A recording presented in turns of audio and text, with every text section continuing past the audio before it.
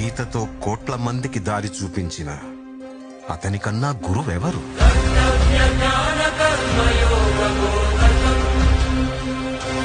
రక్షణ కోసం సముద్రం మధ్యలో ద్వారకా నగరాన్ని కట్టిన అతనికన్నా గొప్ప ఆర్కిటెక్ట్ ఎవరు?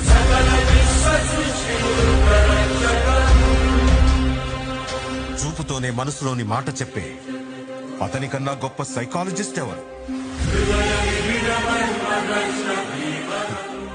వేణుగానంతోనే గోవుల్ని గోపికల్ని కట్టిపడేసే అతన్ని మించిన మ్యూజిషియన్ ఎవరు?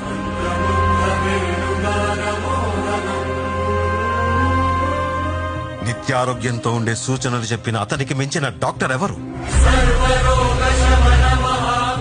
ధర్మం కోసం యుద్ధం చేయమని చెప్పిన అతన్ని మించిన వీరుడెవరు? కరువు కష్టం తెలియకుండా చూసుకున్న అతన్ని